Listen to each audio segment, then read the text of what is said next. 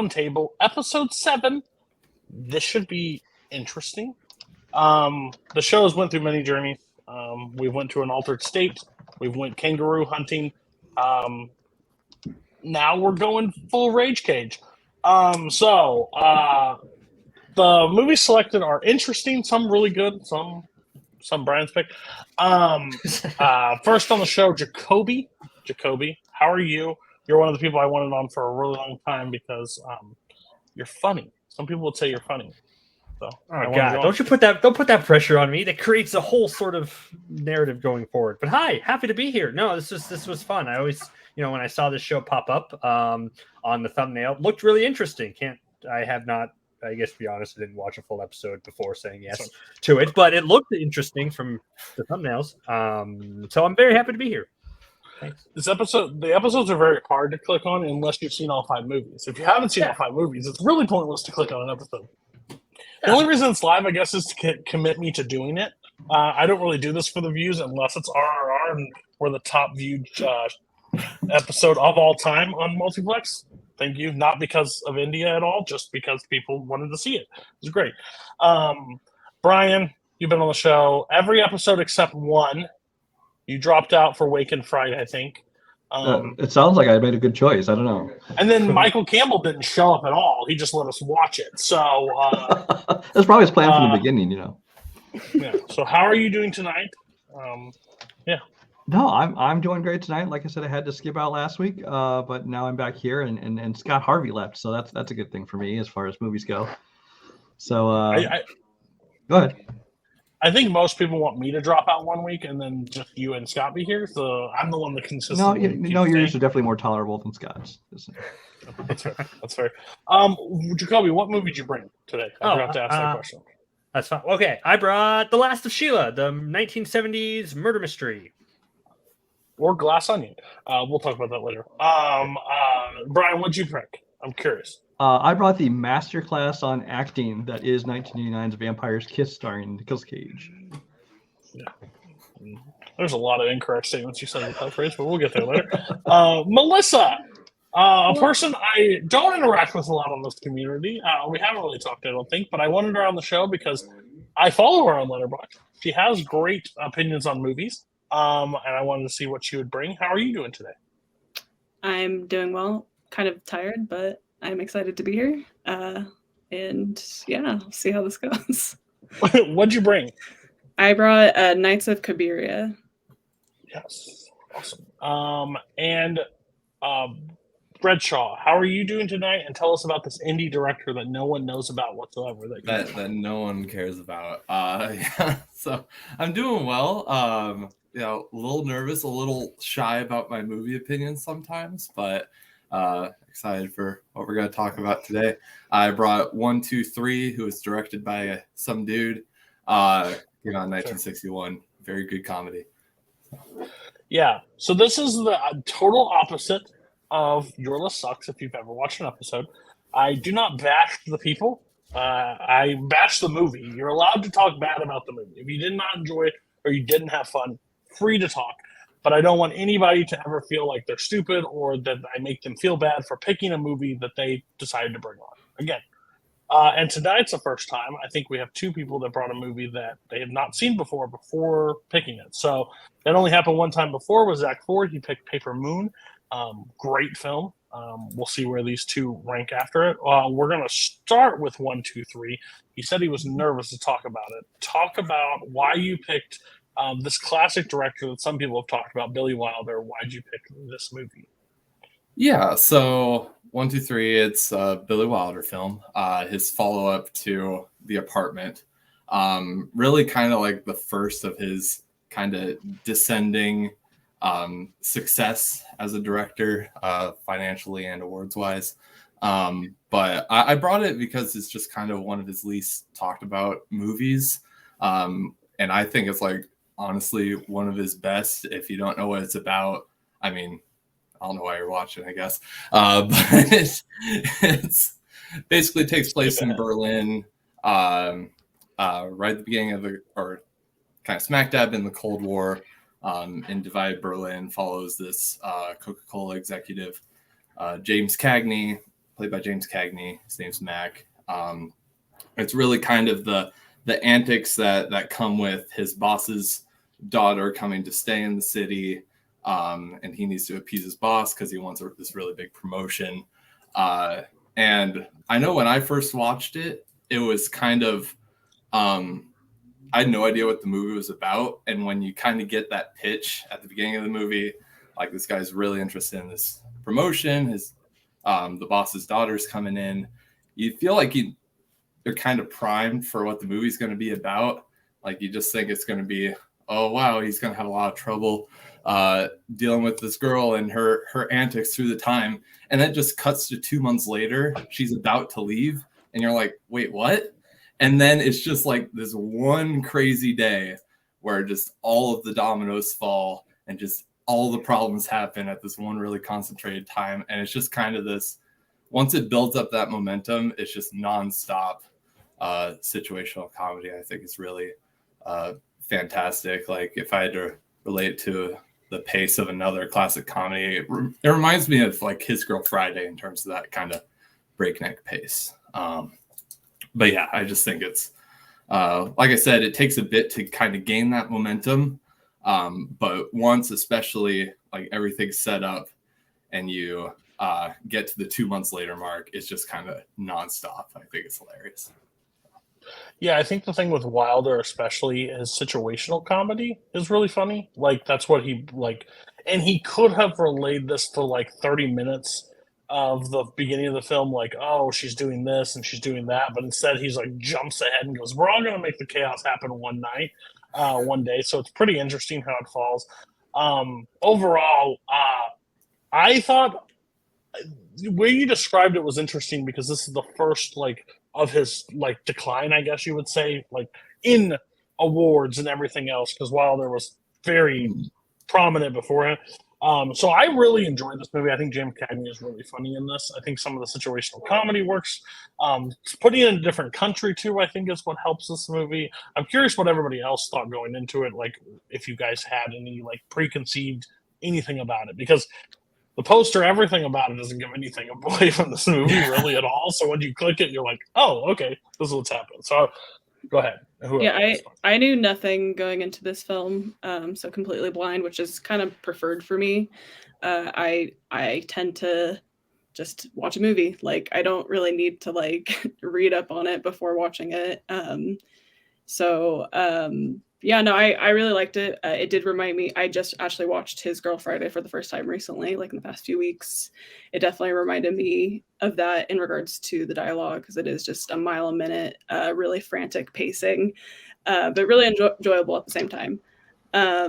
My favorite scene was with all the hats in the car, and they're just like throwing them out. That was a lot of fun, and just so wasteful. It's like, I guess they just don't even care, just throwing shit out the car. But I don't know. I feel like I'll enjoy it more on like repeat viewings. It did kind of feel like a Coca-Cola advertisement. And I don't know like what it was really trying to like say. I guess the overall message was a little muddled for me, but overall I really did enjoy it. Yeah, to get to that ending scene where just they're rushing to the airport to meet him and everything has come together and just this one mashup of just like the painter's hanging out the side and he's trying to paint it like while they're still going. That just like leads to for what this movie is as you said earlier about the fact that like you think it's going to be one thing and then like, okay, she's going to arrive and that's going to be where the drama is going to be. It's like fast forward 2 months, like, okay, the boss is coming and she's gone. Oh no, okay, they're gonna have to find her. It's like this is gonna be the driving part of the movie. Nope, she's back, everything's fine. Okay, that's fine. It's like, oh, she's married. Okay, they get that result. Oh, she's pregnant. Like, oh god, like get it back.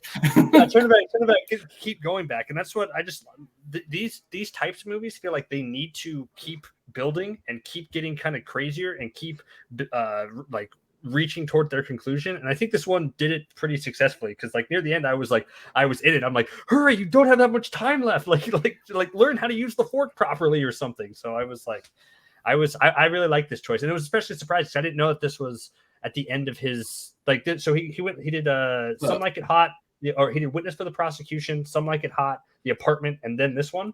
And I always thought I think so. I always like those first three like a lot, and then but this one I would add it to like this is a great run of 4 movies, and I haven't seen anything before or after, but great choice.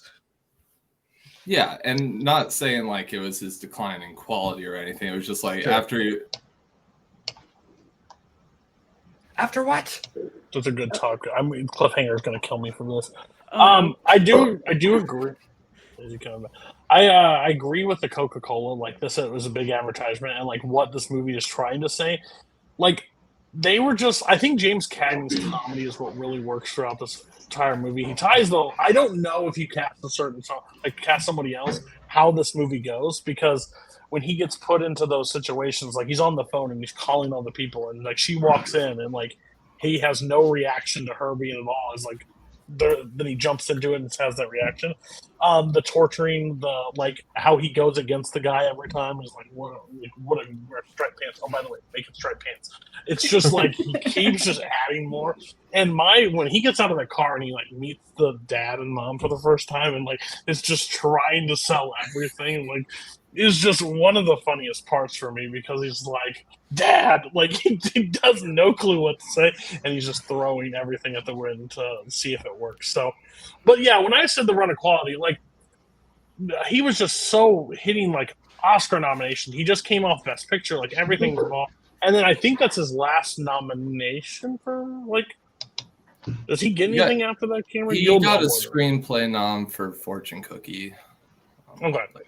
Yeah, so like, and this seems like he just made like a fun like slapstick comedy, like, and just with not his usual run of people too. Like he's making it. Lemon's nowhere to be found. He puts James Cagney in this, and it's totally different.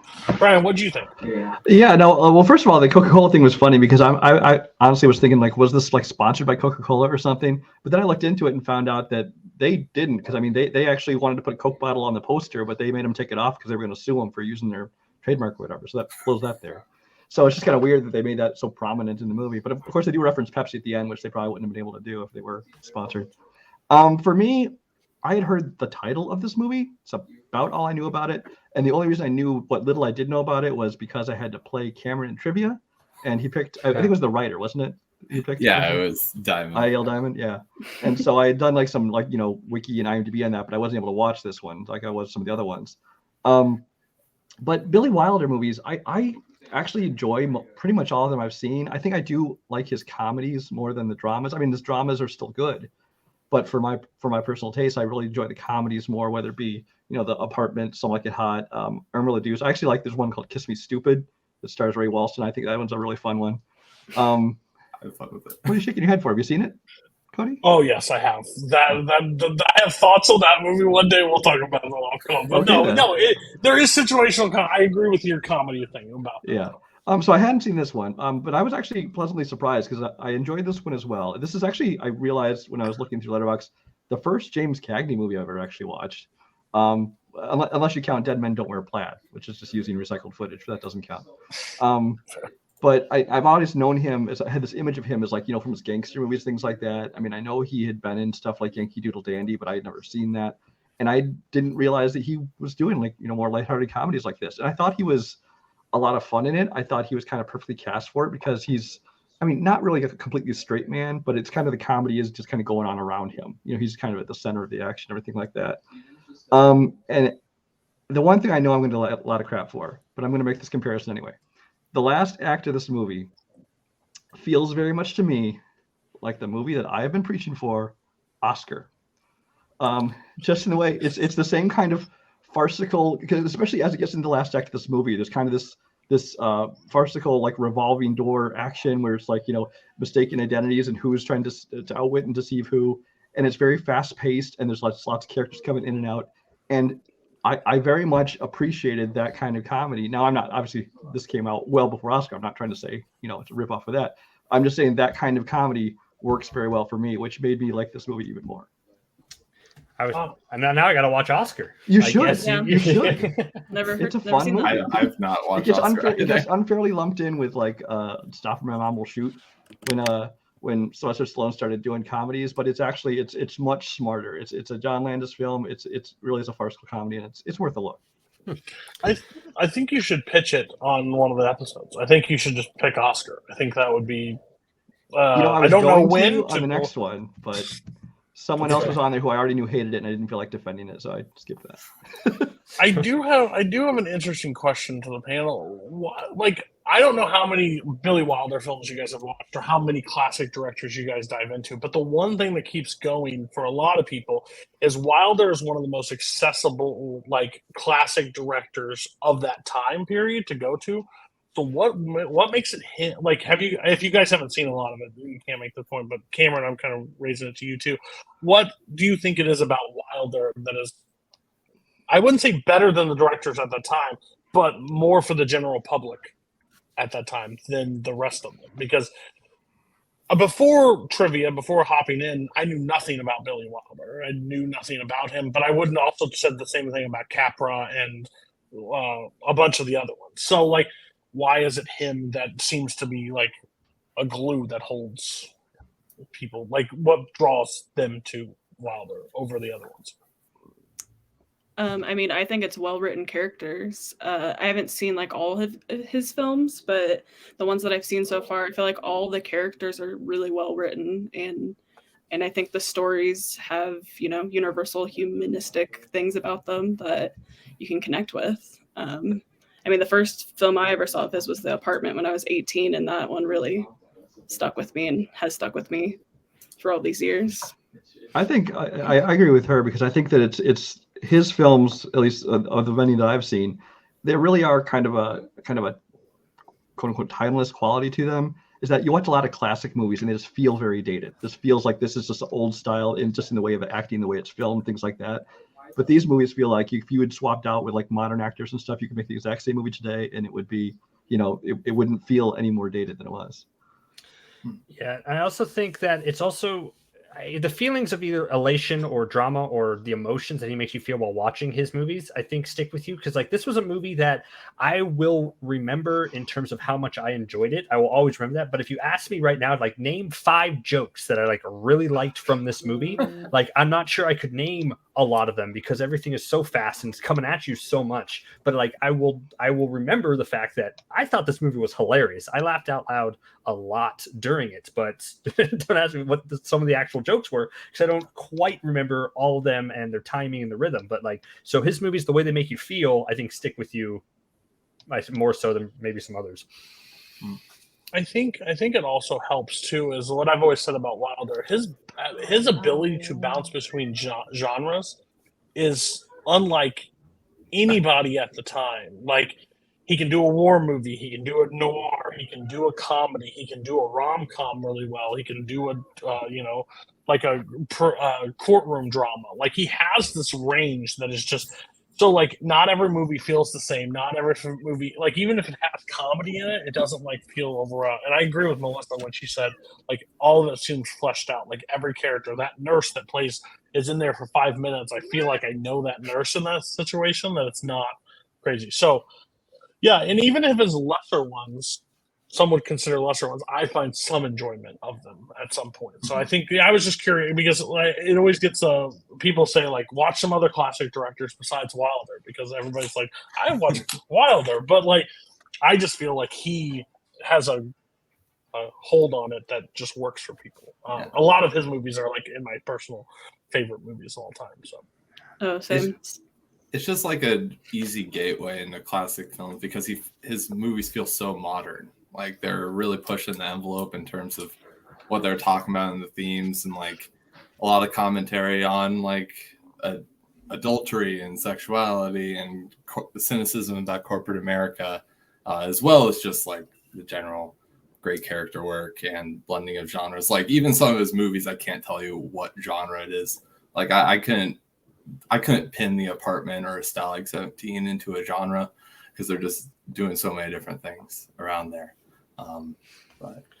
So I had a question about the ending. We can spoil the ending, right? We can talk about that. Absolutely. Okay, yep. I figured as much. I remember at the end of it, my very minor nitpick, and I wonder how you guys felt with this, is the fact that Mac doesn't choose at the end to go back and like make the good choice to be with his family. He's kind of forced to go back to America, and then it's framed as just like I'm with my family now. And his family's like, yeah, Daddy, you chose us, but he really didn't. And that moment stuck out for me as the only sort of minor issue I had with it. But I understand also that that's like that's how these movies kind of go, right? Like the main character doesn't get what he wants, and it's like a sad trombone. But I just wanted, did that stick out for anybody as an issue, or was that fine? That was because I just know that was the only part for me that was just like, I wish he had more of a I choose my family over being forced to be with my family. Well, for me, this didn't feel like the kind of like a moral tale. Like Melissa was saying, wasn't sure the message of this movie was, and I wasn't really looking for a message in this kind of movie. I think it's just like a situational comedy kind of thing. And for me, it's like, he wasn't going to like suddenly have this change of heart. It wasn't that kind of thing. It was just like the story of what was happening here. And at the end, it became this thing of where everything did work out. So he got to be back with his family, even if it wasn't like him having a change of heart. But at the same time, he didn't seem like he was like, sad about the fact this is how it ended up. He still said, hey, I get to be with my family, and so it all kind of works out for everybody. Yeah, that's good. Yeah, I always kind of read into his like joking with his family and being like, oh, I guess I'm going back too, as kind of like playful banter along with it. But also Mac's kind of a dick, so it's like kind of hard to kind of like really delve into his moral character arc, because there kind of really isn't one. He's just kind of the vessel for this roller coaster ride, in my opinion. Yeah, I guess that was like the ultimate issue I had with the film is I didn't really like anyone. That it was fun, and I liked the dialogue a lot and just all the situational comedy stuff, but I didn't like necessarily like. I wasn't like rooting for anyone. I'm just like, what a web of lies that he's spitting. So I guess like I want Scarlett to be happy. Oddly enough, I mean, I hope she figures some things out. She's very gullible. When she's talking to the reporter of like, stop talking. I do think like that scene where he's like shows like. I guess I didn't need it at the end. I kind of agree with Jacoby and kind of disagree, but like it would have been nice for him to like cap on and like make the decision. But like even if you go back to the scene, like him talking to the secretary and be like, "You don't even spend any time with me anymore." Blah blah blah. Well, it's been here for 2 months, and then it was like him writing out the application. I'll take it. Like she'll gladly go back to it. So I guess she's the one that's losing out on the overall deal because he's going back to be a bottle cap or whatever. Even the job, but it was a straight sitcom like I Love Lucy, like trombone, like he holds up the Pepsi and screams, and it's just like okay, like it ends like it would.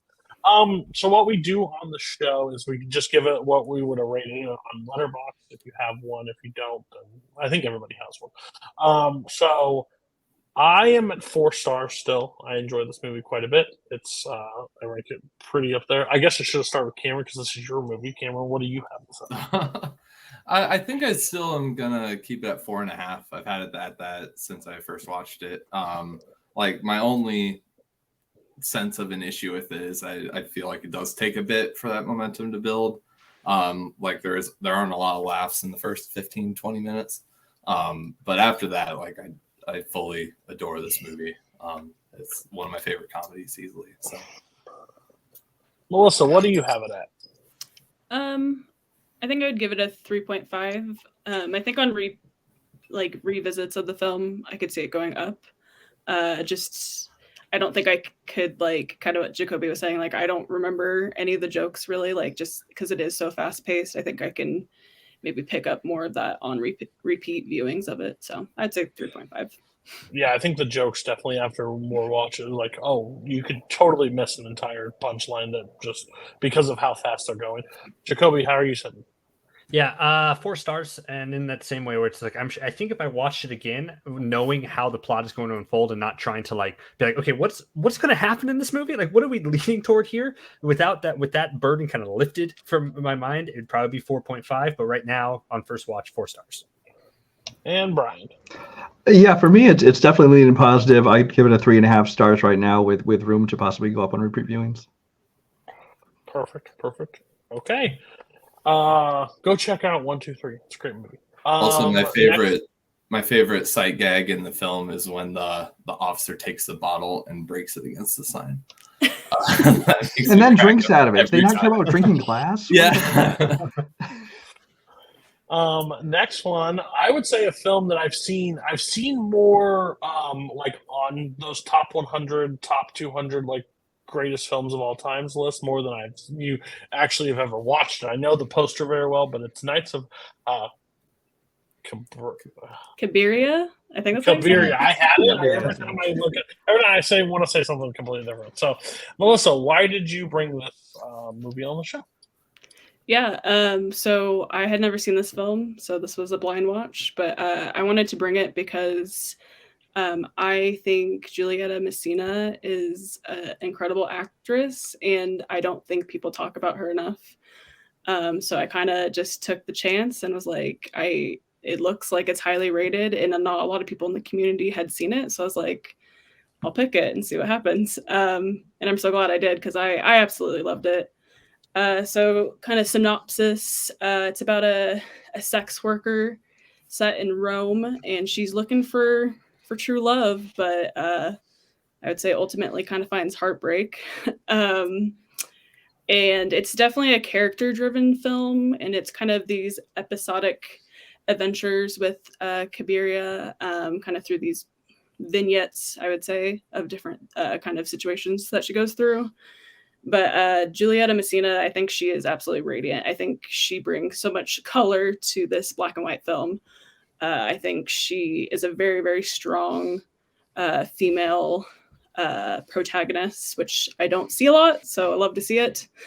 And I think she is a walking contradiction, though, for sure. Like she's very flawed.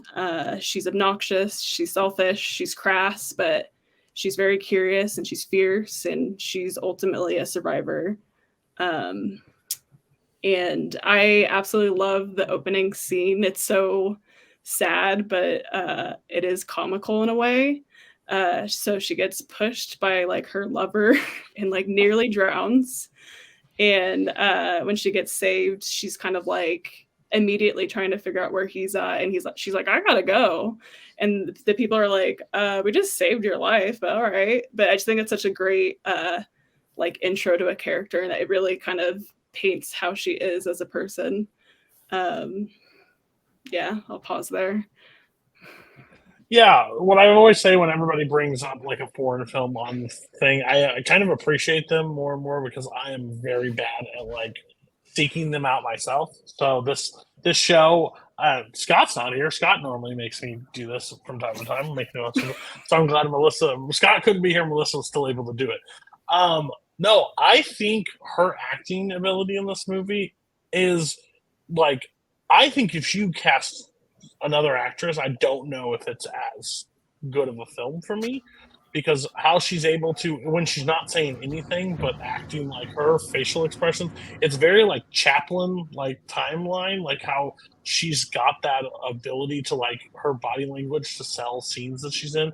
And like how you said how flawed she is, it's 100% factual, because she's like, she goes through all this hardship and ever like thrown away by the world half the time at certain points, and then she's like, I'm gonna go to church and like find religion or blah blah blah. Then realizes church isn't gonna help her, and then like starts mocking the nuns down the street like at her, like it's like she just like basically like goes for like I'm gonna join, I'm all for this, and then 10 minutes later she's throwing it all away for something else. So, and like the episodic, how you said it, like the different, like how the meaning of the title is, so because it's the different nights that she goes through and like all the different stuff that happens. Won't give away, we'll talk about it more before that, but that ending sequence is also a really great part, like ending to this film. I really enjoyed that. But yeah, a movie that I would have said, Cody's, I can easily just slap this isn't a Cody movie and just move on with it. I had a lot of fun with it, and I think it's mainly because of her. That sequence when they are fighting at the front, at the very beginning, like the other girls, because every time she like features, she's there, is one of like funniest moments, because her facial expressions is just the situational comedy I enjoyed, but she's a flawed character. But I think because kind of anti-hero of the movie. Like you want to root for her, you want her to be good, but she also has like so many like counterbalances with it. So I think it was very interesting. And I haven't seen anything else from this director, so this is my first jump in it. I know 8.5 is very popular from him. And this is his wife too. This is that's what I his learned, wife, which is kind of interesting. Yeah. What do I think? I'm curious. I'm gonna go first, just so we can hopefully end on a positive note. So Scott took a week off, and Melissa made sure to step up and nominate the movies that aren't for Brian, because this was just not my taste at all. I mean, I like some foreign films, a good chunk of foreign films actually, but I watched this one and I was just honestly, for me personally, bored to death by this movie. It's like I'm watching this thing for like 2 hours, and then I look at the clock and only half an hour has actually passed in this movie. Which, at least that's how it felt. It's just, I don't know what it was. It's just that the characters just didn't appeal to me much. Honestly, when it got towards the end, I wanted to push her off the cliff into the water just to shut her up. She just really bothered me. Wow. And I mean, I knew this was coming. I did too. I'm more surprised that you enjoyed it. Exactly. This is not going to surprise anybody. I thought that, for some reason, all the women in this movie looked like guys in drag. Just wanted to say that as well. I mean, maybe it's just the look of the time. I don't know. I'm not going to judge it. It's Italy. Who knows what they're into over there? But I mean, this is the kind of movie where like kind of like Cody was saying, he was ready to slap it onto it. It's just I can look at this and say, I get why some people, this is their bag, but this is just not a Brian movie. So I'll just leave it at that. Can't wait for your score. What's everybody else think? And again, this is the honest opinion I want. I don't want everybody to come in here and say, I loved all your films and these were great. No, it's what you bring into it and what you see. And Melissa could have also brought this movie on and hated it. Well, I feel a little bit better knowing that she hadn't seen it before, and it wasn't like she came here like, this is my favorite movie of all time, and I'm going to sit here and say, I hated it. Well, this is my new favorite movie of all time, so now I feel really bad. But no, I liked it a lot. I really connected with this, and it's because of her and her as a character, as you said, like what I thought makes her so interesting and likable as a person. Because yes, she's angry, she's very just in your face, she's very aggressive at a lot of times, but she's also seems very genuine in like a lot of in her interactions. Like I love those type of characters who can react with curiosity, kind of with like the world around them, and like seeing her interact with some of her friends in a really just kind of a heartfelt way, I liked a lot. But also seeing her being so guarded to the world around her, because the world has just kicked her in the face so many times in life, and just but like kind of keep coming back where you understand why she's like this. So I just thought following her journey was really interesting. And I had no idea going into this what this was about. Like the fact that this was like vignettes was like very surprising to me. I like that first scene when she meets the actor, right? And then she kind of starts that relationship. My wife turned to me and says like, "Is this like Pretty Woman?" I'm like, "Oh, okay. So this is a Pretty Woman movie. This is what Pretty Woman will eventually be based on." And we're going to follow that whole sort of scene. So when he disappears from the story, I kept it like, "Oh, nope, not that at all." So I liked that surprise of just like seeing her in going through different emotional turmoils for such a long period of time, and then for it to lead to where it got to at the end. I really enjoyed it, so I liked it. I feel like I'm going to partially agree with about everyone here. For the first hour of this movie, I was honestly thinking maybe Fellini isn't for me. I appreciate 8.5, but meant like I can't recall anything about it. Like none of it stuck with me. And for the first half of this movie, just kind of the vignette structure just didn't click with me. It was feeling like it was dragging. But then I think the last hour is fantastic. I think from the church scene, from that sequence to the end, I was completely enthralled, especially the last half hour, like her engagement and marriage, and everything that goes with that. I was completely riveted by, but for the first while, the structure just wasn't clicking with me. I hate to relate it to this movie, but I had a similar viewing experience as I did with Blonde for the first hour, where it was just kind of vignettes of this bad thing's happening to this woman. Let's move on. A lot less up its own ass, a lot more creative. But and the same theme of men are scum. Yeah, a lot less daddy issues in this one too, which is good. We don't need to talk about Blonde. Haven't seen Blonde yet, but I do want to watch it before the Oscars just because of curiosity. Oh, that's a horror film. I watched an hour. I turned it off. I was like, this isn't going to get anywhere for me. So it's not good. No. Yeah. Sorry. I'm kind of excited for the film to be like not for everybody, and I think that was work. And again, actually, the start is what got me into it. Like, I think if they picked any other sequences to start, I may have been like you guys and out. But like when they have that like exchange like on the corner, like between all the women and her, it's just really funny to me. And her getting pushed in the water and like one of the most I know it's supposed to be dramatic. I was laughing really hard at the point because I'm like, what a strategy! Like, oh, go over there. Thanks, and just like shoves her, and like I was like, "Oh my god!" And I was more amused when they pulled her out of the water, and I mean, obviously CPR wasn't a thing. You have to, like moving her arms around and shaking her upside down. Shaking her, they put her feet upside down, and then like that. Lucky they have like the three great kid divers just sitting there ready to go whenever somebody gets pushed in the water.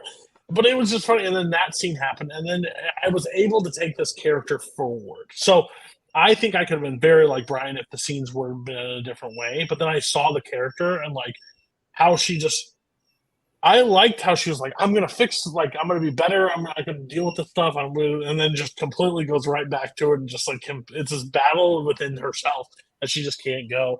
I wanted to bring up the ending sequence. I really like the ending sequence of how this movie ends. Like, I think it was a really cool way to end this movie. And like how it's like she's just walking down that and where everything's going around her, but she's just stuck in her. Like, I think it was really a great way to end this movie. And again, I haven't seen 8.5, but 8.5 is one of those movies like on, and the people I follow on Letterboxd is like so split. Like, there are people, the greatest movie ever. Holy crap, I hate myself. Like, it just didn't go. So I think this director kind of has that feeling on a lot of people. What did you guys think of the ending?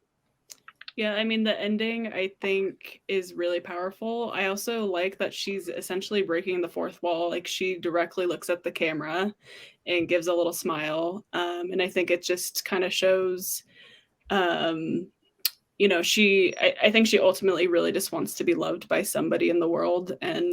But yet, just these random kind of people in the woods that are playing music and dancing, she's able to still find some joy within herself and still have that positive outlook on life, even though it's a very like tragic ending. And it's very like sad clown looking with the black like tear. But I thought it was really, really powerful and effective. And I was crying. And I've seen the movie now twice. I cried both times, but I'm a sap.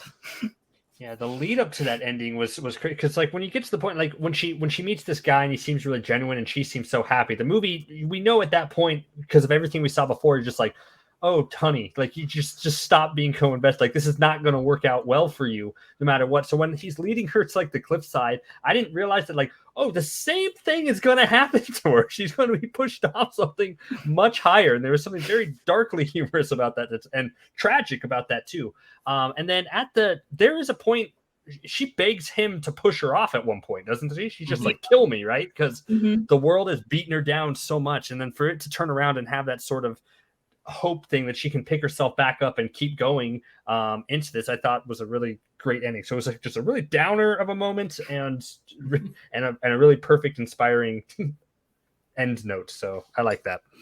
And Brian was ticked that she didn't get pushed, so that's fair. Brian's like, listen to her. She wants to be thrown out. We could have got out of this earlier. Just throw her. I mean, the actual ending artistically, I can see how you like it, but me, I was just glad it was an ending. It was over. Yeah, that's all right, Brian. Your next movie is going to be a little. Oh, I know mine's horrible. Fair. Okay. But yeah, the whole ending sequence with her husband was absolutely my favorite part of the movie. Maybe I just wasn't thinking, or I was just along for the ride, but I was like, really had the hope that she had changed, and that like this is things are kind of turning around for her, and like this is actually gonna be an up thing for her. And then when it was at the dinner scene and she was talking about like the exact amount of money that she had in her purse and like the exact amount, and you kind of see his expression change and you're like, oh dear. And then he's like, let's take a shortcut. And it's like an echo back to the shortcut from earlier in the movie where she's just stranded. And then it gets to the cliff and you're like, oh no. And I think it's like a really great like echo, like callback form of storytelling. And yeah, I like the hope-filled like kind of sign off. But the stuff that really stuck out to me was like actually the stuff with her husband. Was it always a con? Was this guy always going to be like, I'm convinced that I think so. To get her. So from the start, he's just like, I bet I can steal $300,000 off this woman, like right away. Or is there any moment like when, as you said, like when he saw the cash and then his expression changed, just like he's actually like, oh, I could use the money, and I'm kind of rushing into this. I guess it's hard. It's hard to say, but I mean, he originally kind of pursued this whole venture because he saw like what her consciousness kind of hoped for in terms of love and acceptance, and like maybe something clicked, like you can exploit that, but it like I didn't even clue into it for a long time, so I guess I can't say until maybe a rewatch. Because it becomes go ahead. No, go ahead. I was just saying it becomes clear, obviously, that he's going to when he has the money, then he has that expression change like there. But like up to the moment, anything beforehand, he's very genuine and seems very, really. So I just didn't know how much he was lying and bullshitting the whole time, or how much the money got to him in that one moment. Yeah, no, I think it's a good question. I think ultimately he was probably going to be using her the entire time. I think during the magic show when she's like hypnotized and you kind of see how she's being manipulated emotionally, I think that was maybe an opportunity of like, oh, I think I could probably take advantage of this woman. And also, I don't know if y'all noticed this, but I felt like that whole audience was like men. Like I didn't see any other women. Like I thought that was kind of a weird thing with the magic show or like the hypnotist show. I don't remember seeing any like women in the audience besides Cabiria. That was the most horrific part of it. The saddest part to me is like when she snaps out of it and everyone's laughing at her. Like that was the saddest part for me, like from the movie. Yeah. It did make me want to see. I think I was looking through his filmography, Lestrada or whatever. I don't know if I'm pronouncing it right, but like she's in like my makeup, like or at least on the poster. I don't know what the movie's about at all, but like her like physical comedy or her physical acting is like something I really gravitated to this movie. So I possibly would like to give that one I think you would enjoy it. I will say too, there is like a video interview with Martin Scorsese talking about that film, and it's really interesting about the Strata. Well, that just got me interested. That would work. Melissa, you've now watched this twice since picking it. So what is your score on it? Yeah, it's very close to a 5 for me, but I will go with 4.5 for right now. But I think it's going to get there eventually for me. I'm at a 3.5 right now. I think it can actually go up. I really enjoyed it overall as a film, and I think there's more I can pick up on it. Brian, we'll go with you first because I'll end more positive. Where are we at? My completely subjective, based on my own tastes and enjoyment of this particular film rating, would be a 0.5 star. Half? Okay. Half star? Wow. This is not for me at all. That's fair.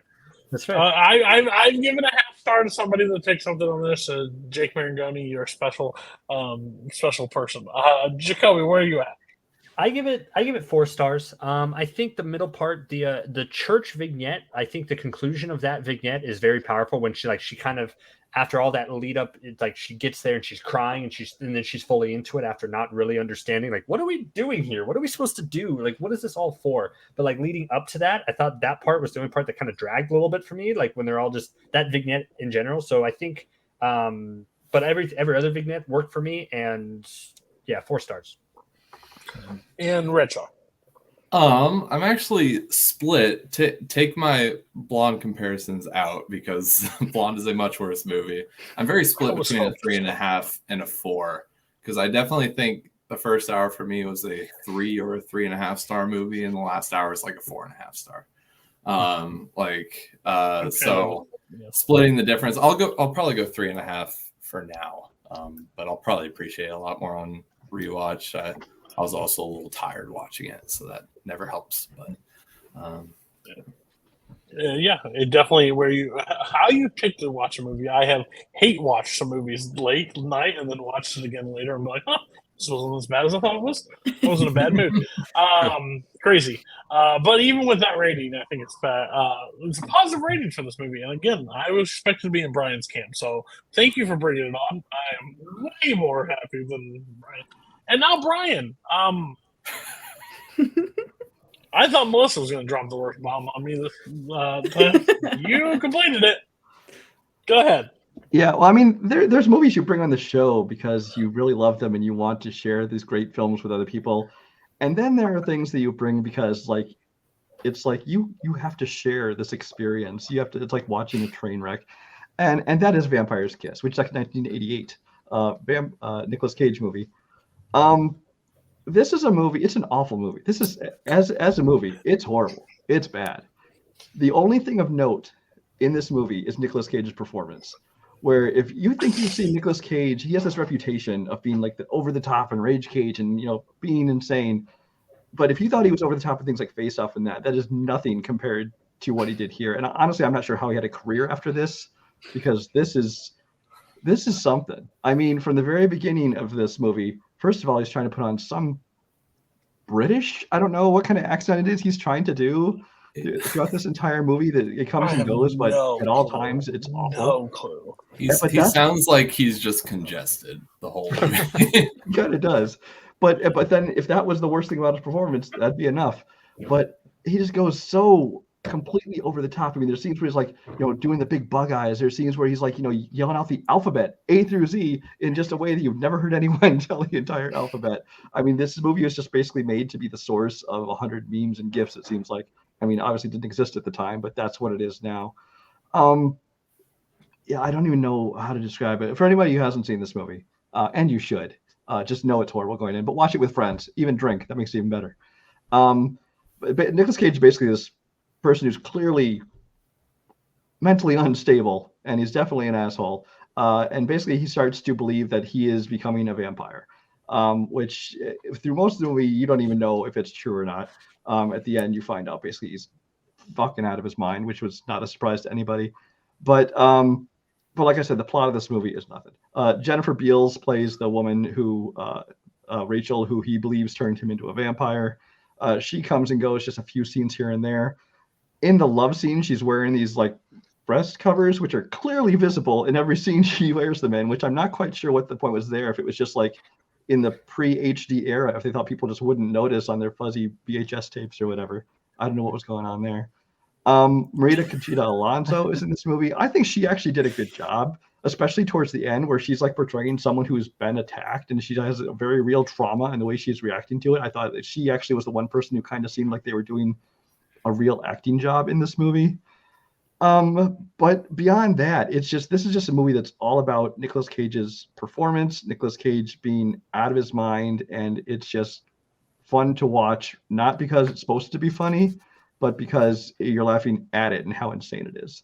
And I will save the rest until after I let you guys speak your mind. Okay, just to get this out of the way.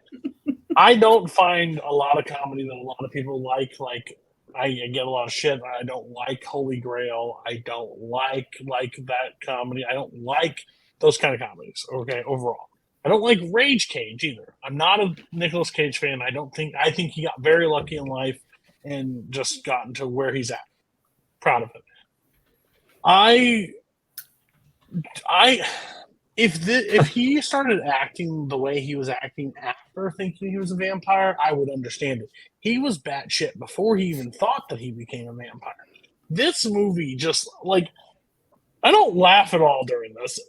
There's no point that I chuckled, I laughed. The only part that I did chuckle at, I have to take that back. I did laugh one point because when he goes through that ABC rant and the therapist goes, "Well, you know your alphabet." That part, it was one of the most like abrupt laugh, like you don't plan it, it just happens. That's what it happened to me during this movie. Like he is fucking like this is who he is now. Like this is a glimpse. People should have known this was coming, and he's like coming off of Raising Arizona and a Moonstruck, like being in a Best Picture nominated film, like working, and then he's like, you know what, they're putting me in a box. I'm gonna break out of this box and be my own person, and this is where it's gonna be. That accent's terrible. How he reacts is just like, there's just more that I can't even remember every bad thing that happened because this movie's bad from start to finish. And I ended my night with it, which was such a bad idea. Like I had such a bad time with it. What did everybody else think? Did anybody see this movie before he gave it to us? Okay. No. Okay. So do you like this movie? I do. It's like a guilty pleasure kind of movie for me. I'm a big Nick Cage person, so like it's so fascinatingly bad. But I love it. My theory about the film is I think he gets bitten by the bat and is like in a rabbit state for the rest of the film. I also feel like it's just about a man's like who is incredibly lonely and is unable to find love, that literally it just like drives him into insanity. I do think there's like some accidental like satire happening here in a way with like workplace toxicity and stuff, but like I definitely think it was like on accident. I do really want to seek out the director commentary with Nick Cage and the director on this, because I am like beyond intrigued by that. Also, I think it's interesting that the writer of After Hours did the screenplay for this. Oh. Yikes.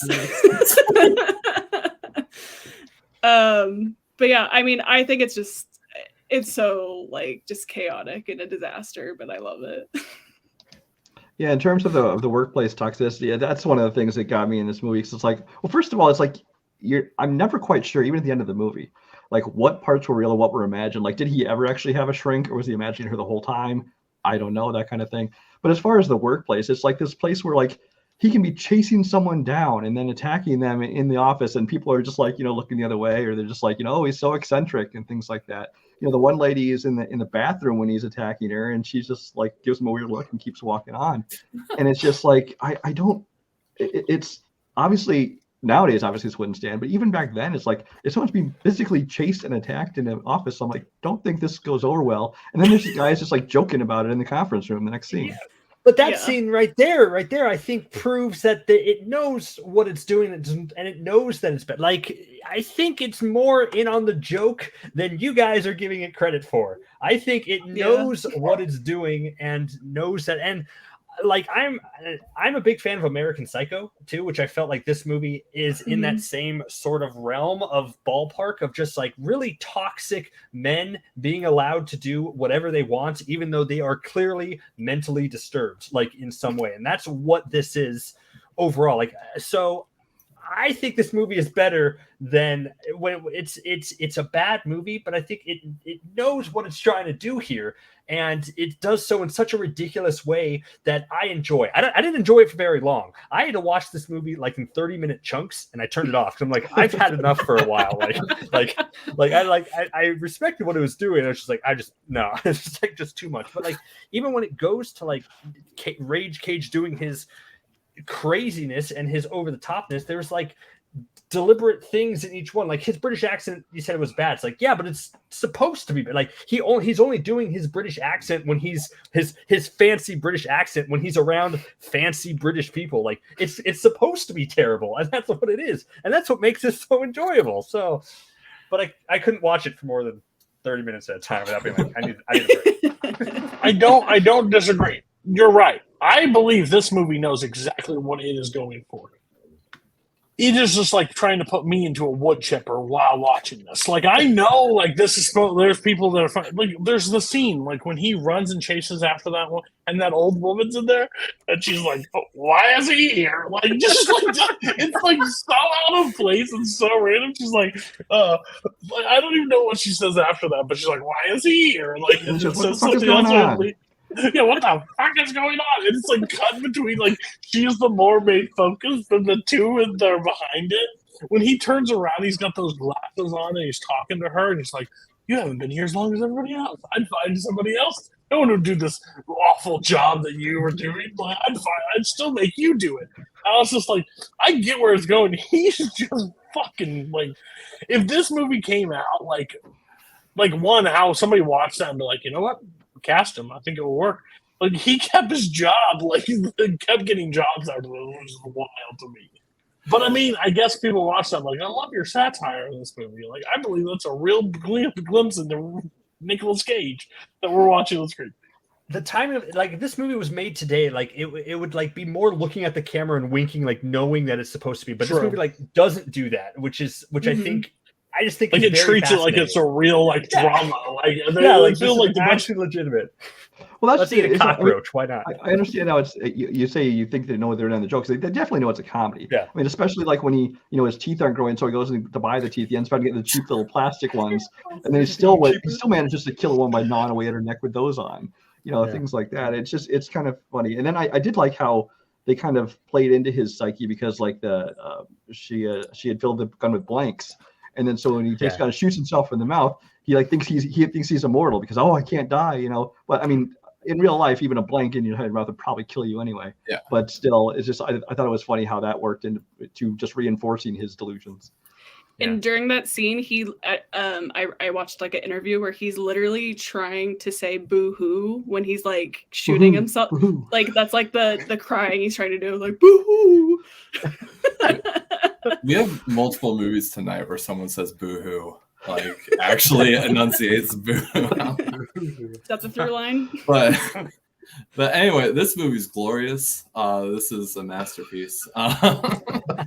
I'm actually with Jacoby.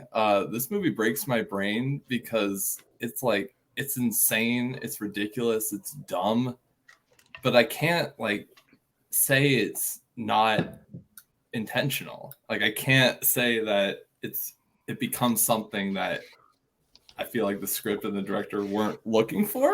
So it's like, is it a bad? I think it's a bad movie. But like, I don't know. It's so hard to criticize this movie, for me at least.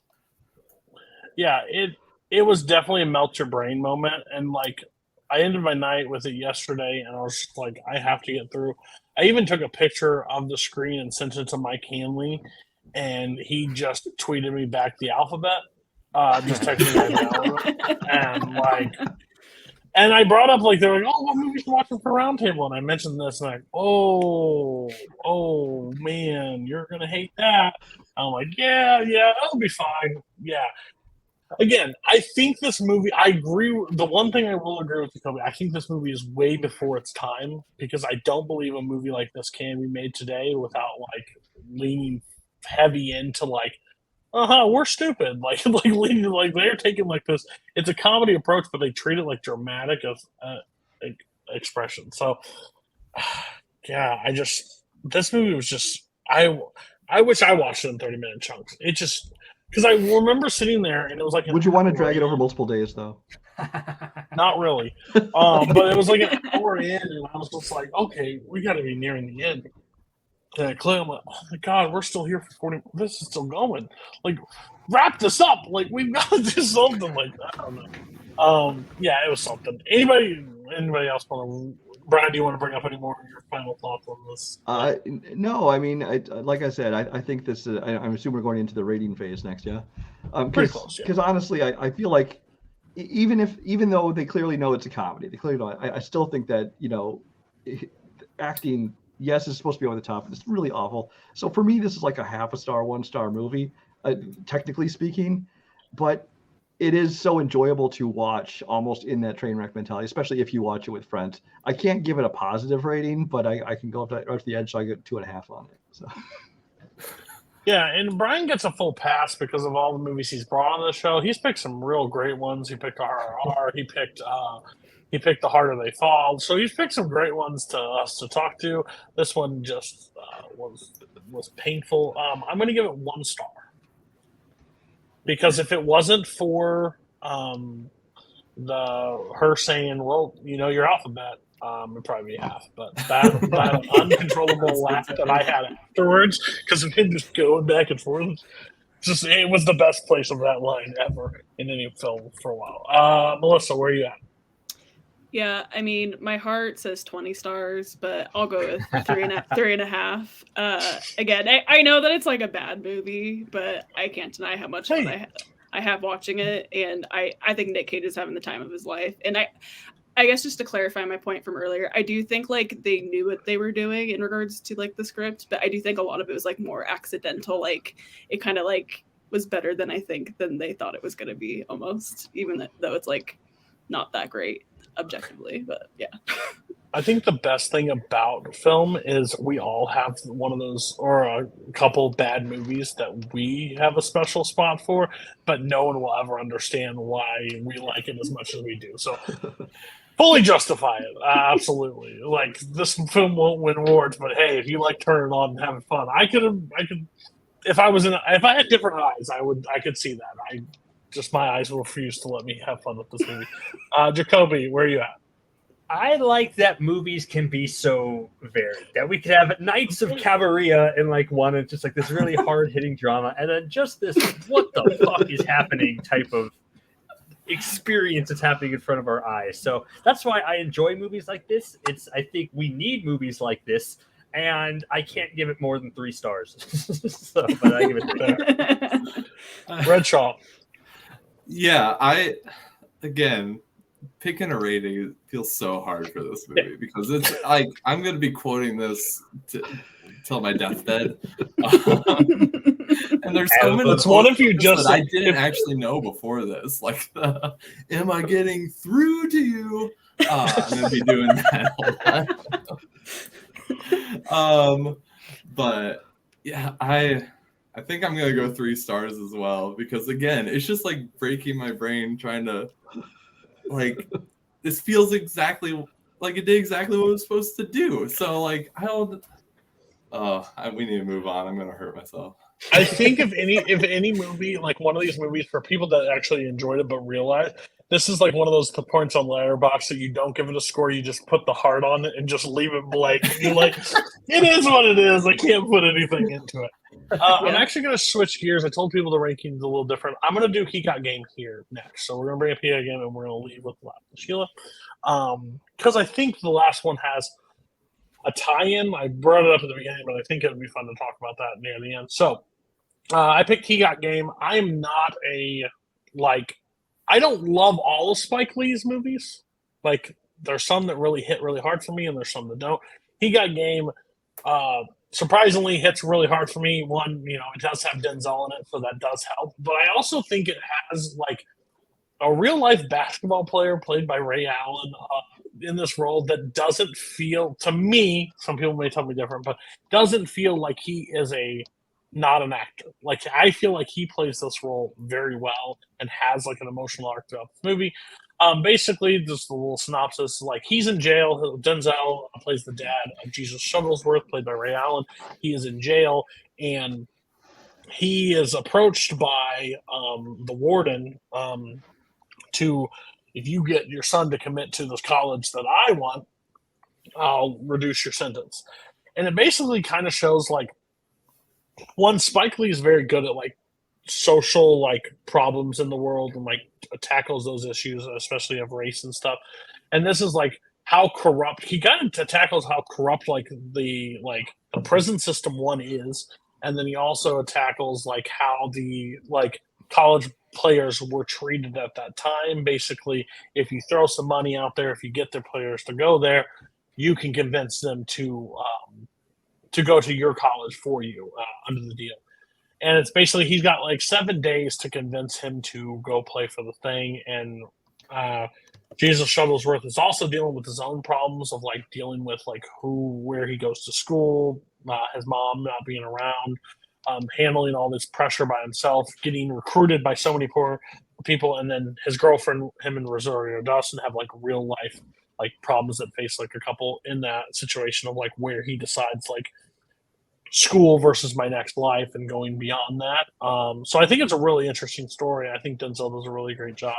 And even like it's a sports movie, but doesn't focus entirely on the sports, because I think the father-son relationship is really the most important crux of this movie. So I'm interested to think what everybody thought about He Got Game.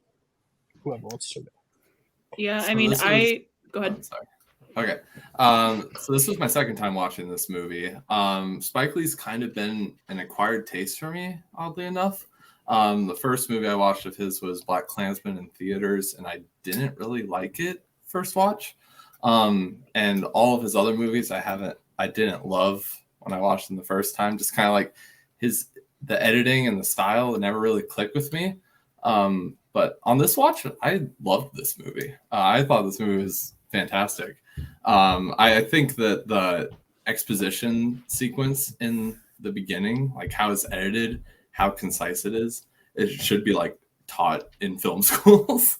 Like I think it's so succinct and so brings across everything you need to know in such a quick amount of time. That's just kind of fantastic. And I just like the entire concept of the movie. Just kind of it doesn't even show you a single like actual basketball match. It's just all about the behind the scenes, just kind of the wheeling and dealing of college and professional basketball, trying to get this hot young rookie.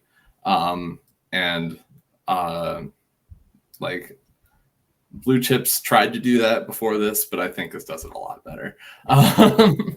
But anyway, and then of course it comes to Denzel and just kind of trying to mend that father-son relationship that I think really brings us up to another level as well. But I was thoroughly enthralled this whole time. The only thing I didn't like about the movie was the sequence with Big Willie where he's just listing off drugs and sex stuff in the car, and like it just goes on way too long, and it doesn't. Yeah. That scene could just be cut. I love that scene. That scene was the crux of the movie. Like, here's all this stuff you definitely didn't know about. There's drugs in New York City. But yeah, I don't know. I need this really. I might watch a bunch more Spike Lee movies in the next few weeks, because this kind of maybe I just turned around and I've really come to appreciate his style and how he makes movies again. So yeah, good. Yeah, I'm not one to really like seek out sports films, so there's like so many I have not seen. Like I'm sure, yeah, some people on this call maybe favorite movies of all time I probably have not seen. Sure. So this was like I really didn't know what to think or like going into it, but I absolutely loved it. And I feel like the more and more sport movies I actually watch, I actually really enjoy them. So I feel like I need to watch more sports movies. But yeah, I think ultimately it's because this one really is more about the father and son relationship. I think those scenes are by far the strongest part of the film. And I mean, anytime you see Denzel, like he's always so great. But I really, really liked the music throughout, particularly at the beginning and the end of the film. I really, really was impressed by the music sequences. And my favorite scene is the basketball kind of one-on-one with Denzel and sorry, I can't remember his name now, but the father and son. Yeah. That scene was great, and I watched this interview with Spike Lee that actually in the script it was supposed to be like 12-0, but Denzel was like, nah, like that's not happening. So I love that, and the son actor on set was kind of like freaking out, like this is not on the script. What am I doing? And Spike was just like, go with it. So I don't know. I love that scene, and I love kind of knowing that behind the scenes little nugget. So were they just like improvising for that? Or I mean, Playing they. the game. That's funny. Yeah, I think he knew like he was supposed to let him score, but he's like, I'm putting some points on the board. And, like, he knew that he was going to fight back. It's the only point you on gotta it. get. Yeah. Like, and then Denzel was like, yeah, just put it like he was not going to go 0-12. It's not going to happen. So I thought that was really interesting. I remember reading that too. So. Yeah. Overall, this was my second time watching this movie, and I liked it the first time, and I think I liked it even more the second time that I watched it. And just because, like, I think this time I really felt like, I think the first time I watched it, I was trying to study Spike Lee. So I was getting through a lot of Spike Lee movies as fast as I can and not really sitting with them as much as I should have. But like watching this movie, and this time it's like, man, the heart of this movie is I felt so bad for Jesus in terms of just like in every waking aspect of his life. There was no pure relationship that he had where he wasn't being asked, what are you going to do? Like, where are you going? Have you decided yet? Like everyone from, his aunt to his girlfriend, to his coach, to his father, to even his sister relationship, which was even the, probably the purest relationship that he had in life, was one where she was being influenced by his decision when she was just like, once you're rich, like, I don't need to go to school anymore. So it's just like the fact that the whole world was like literally raining down on this. So I don't know how old he actually was, but like the supposedly like 18-year-old or whatever he's supposed to be. It's just like, I felt that this time through, and that's what made this rewatch, I think, so enjoyable. And yeah, so I love this movie. I had never seen this movie before.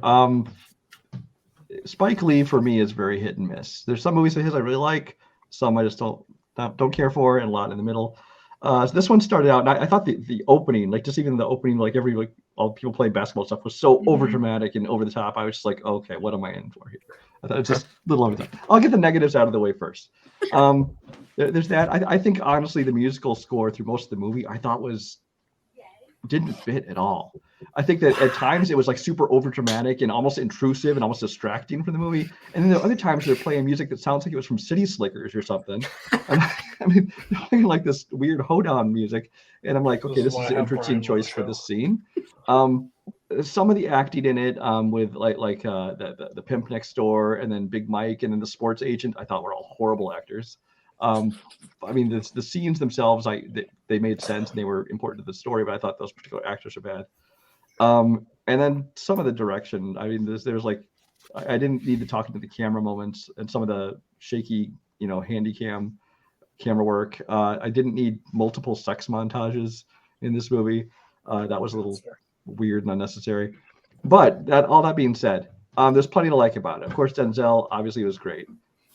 Ray Allen, if not for movie trivia, I wouldn't even know that he was a real player because I had no idea who this person is. I was into basketball through like the Bulls dynasty because I live in the Chicago area, and after that I kind of stopped watching basketball. So I had no idea who Ray Allen was, and I thought he wasn't bad. There were times where he was not so great, and there are other times where he seemed like he was I would have thought he was just a real actor. I thought he did a pretty good job in most times.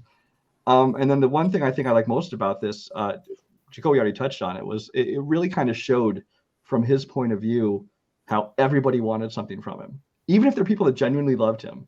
It's like you said, like his coach, his aunt and uncle, his dad, his girlfriend, they all like wanted them to not only wanted to know what he was thinking, but they all wanted to pull him a certain way, wanted him to choose a certain way that would benefit them. It's like nobody was just in it for the love of him. And I thought that they portrayed that aspect of the movie very well.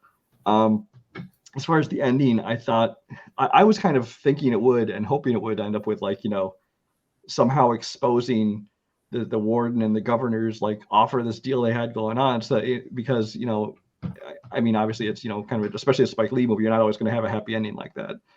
But I was kind of hoping it would go that way just because obviously this can't be illegal, but the problem is, how do you prove this kind of thing? The final shootout, the one-on-one game, I thought was very well done. Actually, that's a scene they could have dragged out forever, but it really just kind of went through, and I liked that. They didn't try to make it more than it was, try to over dramatize it.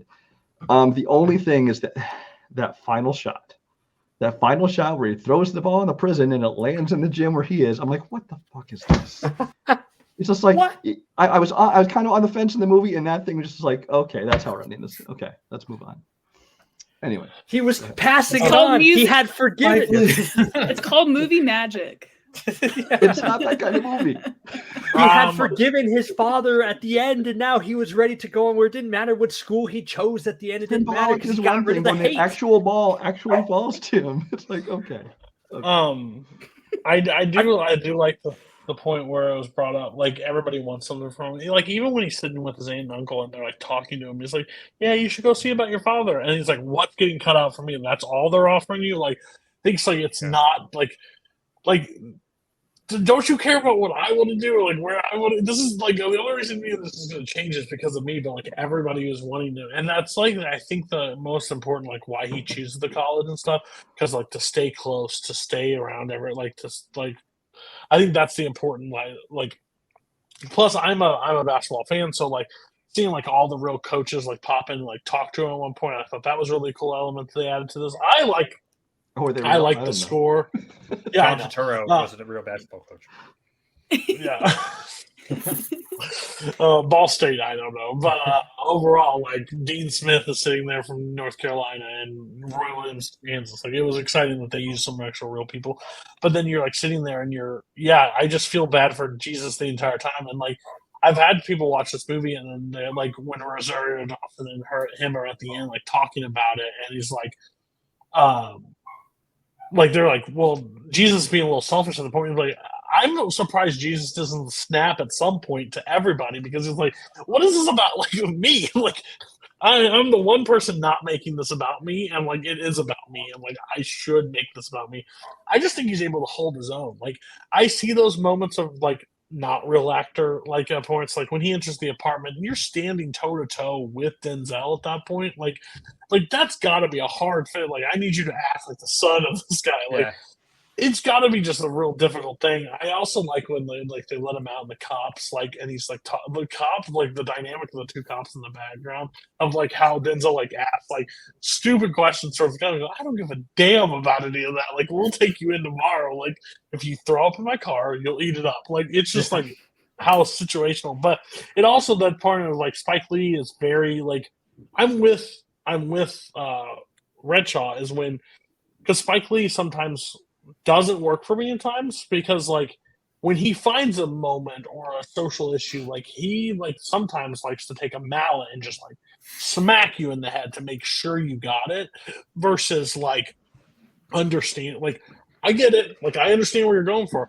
but like I kind of with Brian, I wish they explored like the corruption of the police. Like you're just going to let a criminal walk for 7 days to interest your own benefits at this point. Like that just shows, and I can lessen your sentence like that if I wanted to. Well, especially at the end where he chooses Big State and he goes, "Oh well, you didn't get him to sign it, so we're not letting you out." Like at that point, I'd be like, "I'm going to make some phone calls." Yeah. I thought he was going to die. Sorry. Oh, sorry. Go ahead. Oh, yeah. No, absolutely. When he walks across the line, yeah. I thought he was choosing to be like, I've done what I've done. I've done my job, which is just like, I got my son to forgive me and some got rid of that hate. And now I have because I'm going to be stuck here. So I'm going to get shot on the edge here. So that was the Brian, if he would have gotten shot and then threw the basketball and it went to Real, would you have been more okay with it or less? That wouldn't have worked for me. No. Okay. A blood splattered basketball. If his son got shot, so he was in heaven, whatever, and he could receive the ball, great. But in the real world, it's not teleporting this ball. The guard must have been really confused when the ball disappeared. Like the guard's like, "Where'd the ball go?" Yeah. But overall, I think this movie again with like this is the second basketball movie we've talked about on Roundtable, but I think like this is what it gets people into is like it doesn't feature so much basketball, like it features the life around basketball without saying like, oh, he even like when he wins the state title for his high school, you don't really see any. You just see him standing there like posing with the trophy, like they don't even like, oh, he makes the last second shot, and I'm really glad they didn't do. This could have been cheesy for that last 1-on-1, like. Like Jesus hitting the shot like at like with a fadeaway camera or whatever, like him hitting it and beating his dad. Like his dad just let him. He's like, "Are you giving up?" No, I'm teaching you. Like it's just like I thought it was a real. Well, that was the great last thought. match didn't go at all how I thought. I thought it'd be like, real competitive, or I thought like, Jesus was going to let him win or something like that, but it wasn't. It was just like he just kicked his ass. So it's even funnier to hear now that you're supposed to have just been a complete shutout. I can see when he's driving past and like throws the ball up and scores, and then Ray's like, "What the? You're still gonna win. Just play like whatever." Anybody else have any thoughts on it before we get out scores? Yes. With that, yeah, sorry. You're good. Yeah, no, I think that shootout sequence is like one of my favorite it's definitely sports movie scenes. Might be like top 100 scenes. I think it's fantastic. I don't know how it was shot, but if it wasn't just like all shot at once, Denzel's acting in that, like he's acting so tired and so worn out. Like I was actually kind of like taken aback and really impressed with, oddly enough, his acting tired in his game of basketball against his son. And I did want to mention, I love that first conversation with the aunt and uncle, because you see like everyone trying to take advantage of Jesus, and then the uncle seems just genuinely concerned for his well-being at first, and then just as the conversation goes on and on, you realize Bubba's just like a monster, and just wants to like suck him dry. Because like when they first started talking, I'm like, why don't they live with their aunt and uncle? Like, why are they just living on their own? What is the situation? Doesn't make sense. And then I think that theme throughout the movie is just so good. I will say I understand the room too. I will say I understand Denzel looking so tired there when I realized that when he filmed this movie, he's younger than I am now. So I get feeling tired all the time. Had to tape up his knees. I like how two things, I guess. The first is I like how Spike Lee movies aren't afraid really to make their protagonists like super flawed. Like Jake Denzel Washington wasn't like a traditional role in this sort of movie where like the dad gets out and he's like, I want what's best for you, son. Like, no, he doesn't. Jake wants to get out of jail. Like he does want to teach his son, but he's not afraid to be like, I need you to help me because I don't want to rot in there for a while.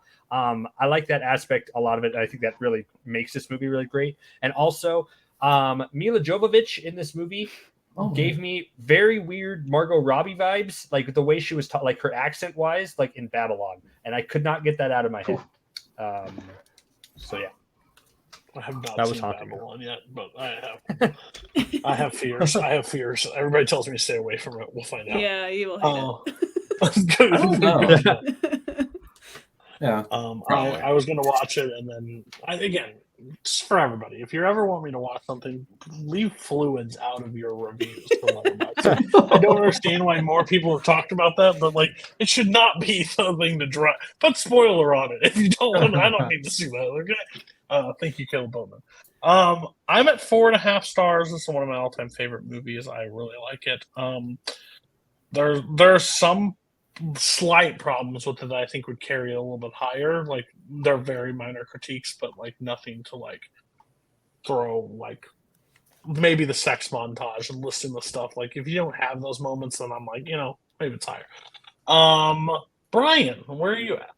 For me, it's a straight down the middle, so it'd be like a 5 out of 10. So I put it at 2.5 stars for the moment. It could be a 3. It's right on the edge there. God, if he doesn't pass that basketball, we would be at 3 guys. Damn it. Jacoby. 4 stars. I think at the central relationship between Jake and Jesus is just such a big highlight. I'm a big sucker, I guess, for good father-son stories and both, struggling to be men and both learning from each other, like those sort of things. So when it's done really well, I really respond to it, and I thought this one did it pretty great. So 4 stars. Melissa. Yeah, I'm a sucker for father-son, father-daughter stories. I was raised by mostly my dad, so like I'm just a sucker for that. No, I was really surprised how much I loved this movie. I'm gonna give it a 4. Yeah, there's just like slight little critiques, I think. Like particularly, I like really did not need the sex scene with the 2 ladies that clearly are not in college. They're absolutely like 35 years old. That just was not necessary. I fully agree. Spike, you think we can cut them? Nah, let's put it in. Okay, I'm all for sex scenes, but it just didn't seem necessary. If they make sense in film. This one did not. Kim. Yeah, I honestly thought what was the a chick. Yeah, that was the guy's name. I thought that he like hired like sex workers for Jesus in that scene. Oh, so that was okay. my Wait, perspective. was that not the intention? I thought that was the. Oh, Yeah. That makes more sense. I thought they were like just in college. The way that they were Oh. talking, like I was Yeah, like, I these was- girls are Oh, not that's in funny. college. Yeah, so like it made sense to me, and yeah, in that context, and Made sense to him. He made sure to rewind it 3 times just to make sure. Yeah, it just made sense do to it him. really. Better watch it again. had to really inspect the facial features. Yeah, no, I'm gonna give this a 4.5 out of 5. If you cut out the big time Willie laundry list, grocery list scene, who knows? It might be like top 100 worthy. Probably not actually, but yeah, no, I think this is fantastic. I really like for some reason with sports movies and war movies, I really like movies that are about the stuff like around them and less like the direct action in them. And yes, this really worked for me. That's fair. Okay. Jacoby, tell us Yes. why you picked what you picked. So, I think we live in an era like right now where like the murder mystery is like really coming back with a vengeance. I think at least it feels like it. I mean, like within the last year, we've had whodunits everywhere, like in TV and film, like Death on the Nile, which was terrible. See How They Run, which wasn't great. Pale Blue Eye on Netflix, which was fine, and then you have what Ryan Johnson's doing. I mean, like Ryan Johnson's making Poker Face, which I think is a really great show. But obviously, his like bread and butter is like the Knives Out franchise with Glass Onion coming out just a little bit ago. And in that conversation of Glass Onion, whenever I saw it, I kept seeing mentions of The Last of Sheila and this murder mystery from the 70s kind of serving as an inspiration and kind of something very similar to it. And I was like, oh, I should probably check that out because I want to see not only if it was good on its own and how much it influenced Glass Onion, but also just what whodunits were like 70 years, or 50 years ago. I guess not in the 70s, about 50 years ago. So I didn't know if it was going to be good or bad when I chose it. And basically, what it's about like basically a rich asshole invites a bunch of other rich assholes out on a boat for fun and games and shenanigans, but with a murder mystery involved. And I think overall, because I didn't watch this going into it, turns out I really liked it. I liked it overall. It did the thing that I like what these types of movies do, which is it kind of tips its hand early on where you kind of could see where it's going. And you don't know right away if you're smarter than the movie or if the movie has like a double feint like going on afterwards. So when it reveals what I thought was going to happen and there's still 30 minutes left, it really got me. So I was really surprised and interested with where this narrative was going. I think the cast is great. There's one interesting point of contention with this that we might talk about. But overall, I thought I really liked this 70s whodunit, and that's why I chose Last of Sheila. Yeah, this one kind of swept around, I think last year it might have been, because it was picked for a deep cut, I think, in a title match in Melee. I think Barr picked it, and Barr talked about how much he liked it. I knew nothing about it. I'm a huge fan of Knives Out and Glass Onion. I like both of those movies a lot. I looked it up, like Ryan Johnson's like, this is the reason, this great 70s movie, this is the reason I'm in Greece right now. Like, Yeah. like he's like telling that tale. And as much as like, I believe there's a lot of similarities to Glass Onion in this. It does take its own spin, and I do enjoy that. I am a sucker for a whodunit, but like a good whodunit. Like a bad whodunit is like one of the most disappointing things in like film for me. It's like a courtroom drama that like ends in a hung jury. Like it's like I need like a guilty or somebody, like I don't know. So like I've been very disappointed like a lot of these other people's whodunits, and like this one just I really enjoyed this movie a lot. I liked it a lot. Young Ian McShane's in this. Like, it's got some like, which when I was looking at the castles after, and I didn't like pay attention to the credits, or I'm like, oh my god, it was Ian McShane. Yeah. Never knew, but yeah, I think it has like, I love the tie-in to like the past like crimes or whatever that they tie in, and they reveal that throughout the movie. I enjoyed it, so I was really happy you picked this. I would have watched it probably eventually. This is one of those movies I would have probably got to, but this made me watch it, so I enjoyed it a lot. Yeah, this movie rules. I love this movie.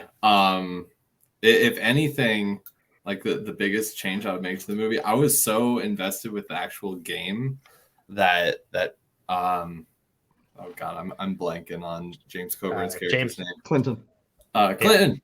On the actual game that he designed, that I like kind of wanted to see a couple more nights of that, and then just have the rest of the twist fall later, and just like keep the rest of the film the same, just add a half hour like at that beginning. That's how intrigued I was with actually how he had designed the game to go. But yeah, I thoroughly loved it. I love when murder mysteries just like take twists that you absolutely don't expect. Cause like it twists how you expect it to, and then it has another twist. There's and which like you knew something else was fishy because there was more in the runtime, but yeah.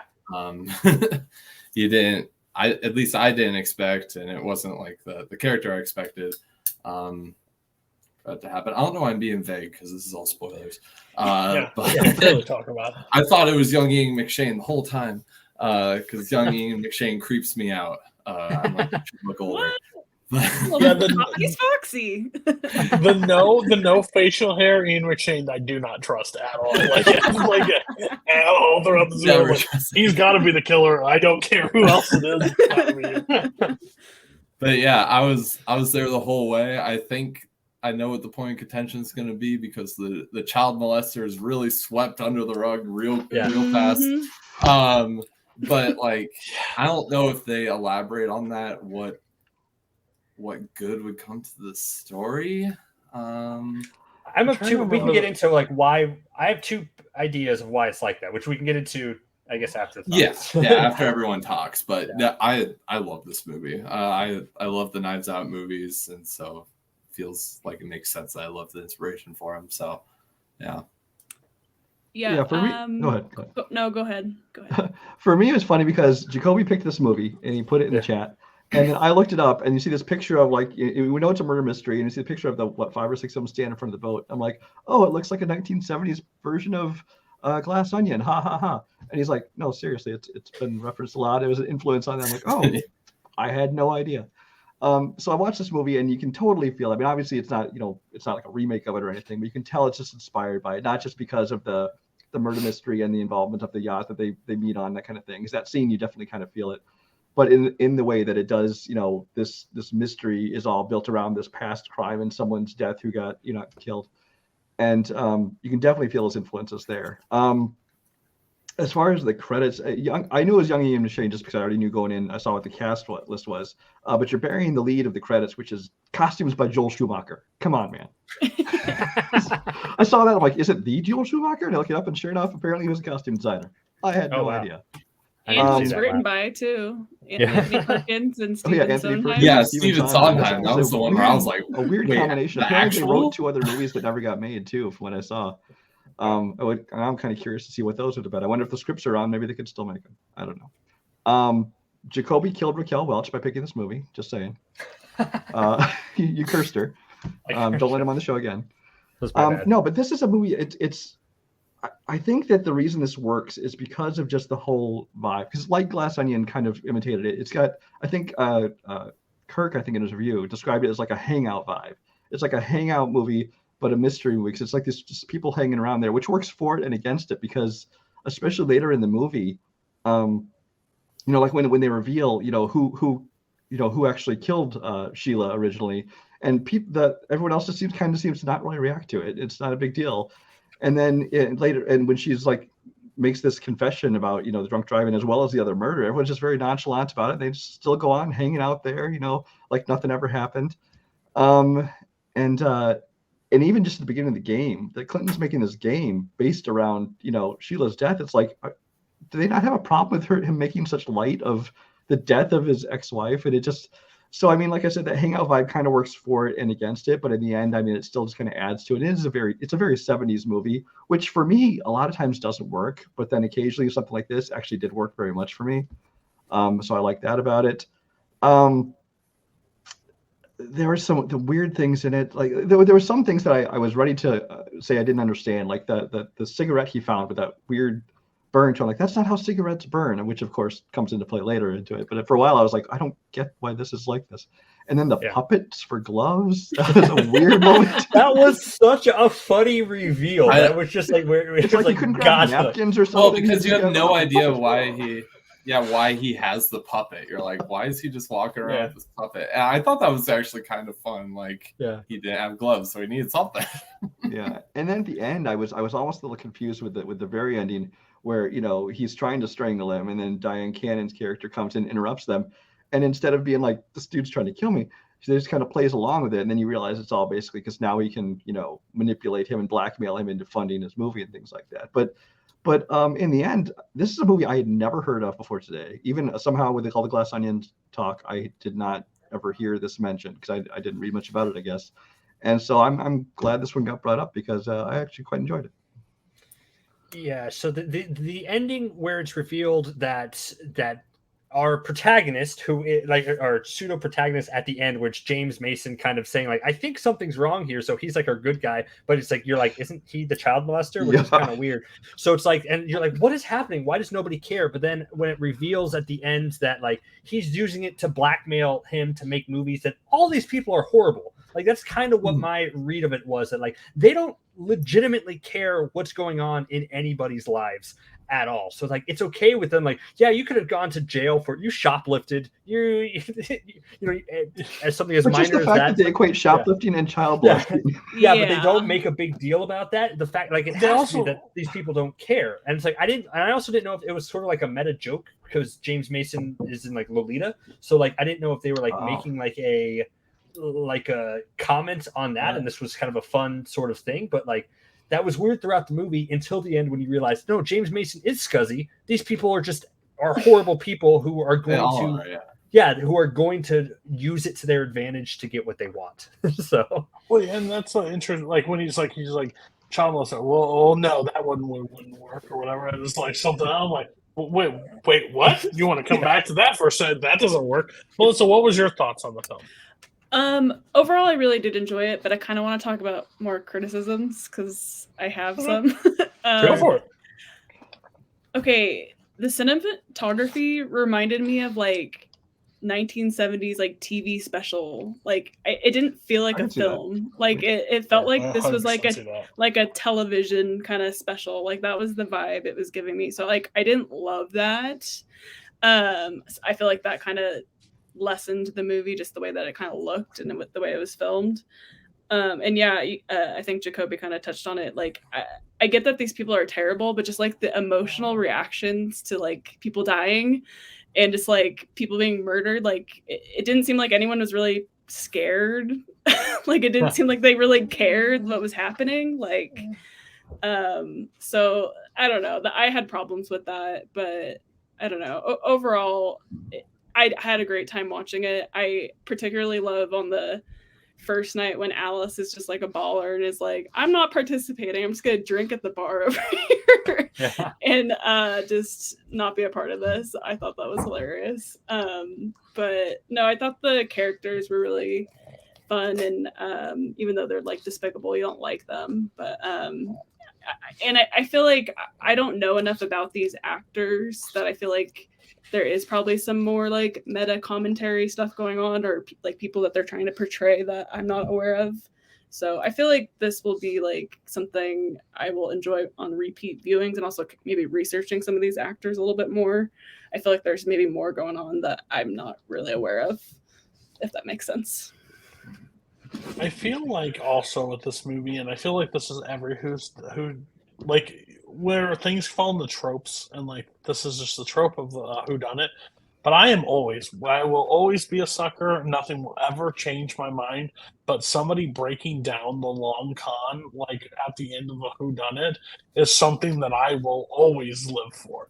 Somebody that says, no, you did this and that. Like, that is like something in film. Like, if you have a successful, like, 30 minutes of somebody breaking down what they did to how they got away with it or what they planned, like basically a Scooby-Doo taking the mask off, it will always work for me in film.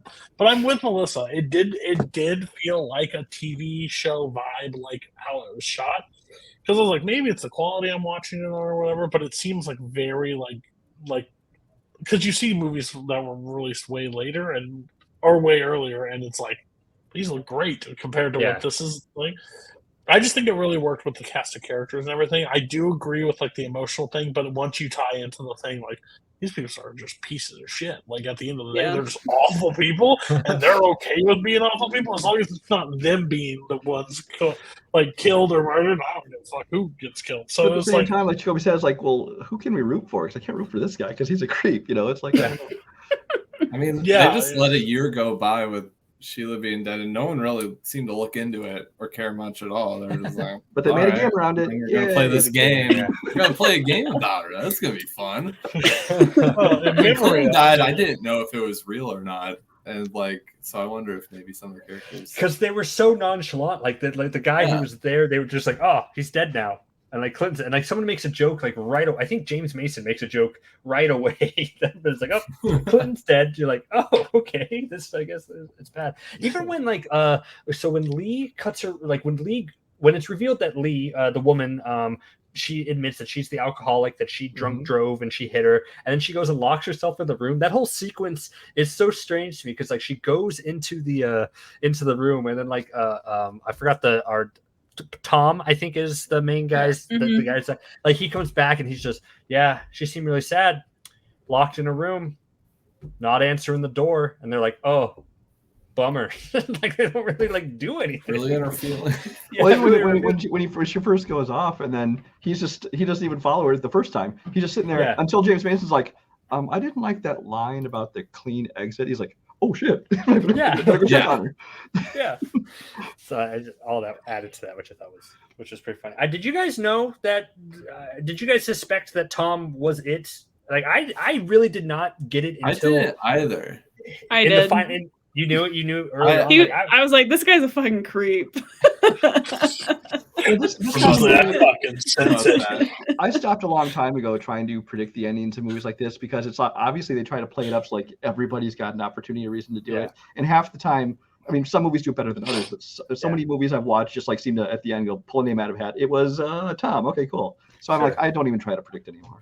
Yeah, sure. I was very excited when my wife and I figured out that the secret's all spelled out Sheila before the movie said. Oh, before and then we were like, the A's missing. What's going to be the A? Maybe alcoholic. And we did not clue into Tom. No, it was for adult child molester. Wait, what? I try to treat myself like a so dumb when watching these, so I don't look ahead to any of it. I'm just like, oh, these players are just working around until because once the reveal happens, I know it's coming. Yeah. I find it way because I like of a movie around the same time frame. I like this movie more than Murder on the Orient Express. Like I enjoyed this one more than that. So and that is the same vein. Like that one's got a lot more recognition behind it. But I was like, I enjoyed this story and the twists and the turns in this movie more than I liked that movie. And that's one that I hate the ending reveal too, because it just seems like you couldn't have guessed it because they all did it. I'm like, no, okay. Yeah, whatever. That is also one of my biggest pet peeves in a murder mystery. It can't be everybody. If it's everybody, the whole movie is pointless, and I hate it. I remember watching the first one and just rolling my eyes. I'm like, movie sucks. Movie sucks. It can't just be. It can't. Everybody couldn't take a stab. I don't care. Yeah. Spoiler alert for a movie we're not covering here. Sorry, guys. I haven't seen it, but it's okay. Oh well, it's not everybody. You make it your determination. Just fast. It's fine. No, all good. Okay. One, I want to thank everybody for being on. This is a really good, of a cast of characters that probably didn't spend a lot of time talking about movies together. I think this worked out really well because we got I think we got a glimpse into it, and I would love to have everybody back on at one time. We're going through scores for this one. Jacoby, first time watched, didn't know anything before this. What's your rating? Yeah.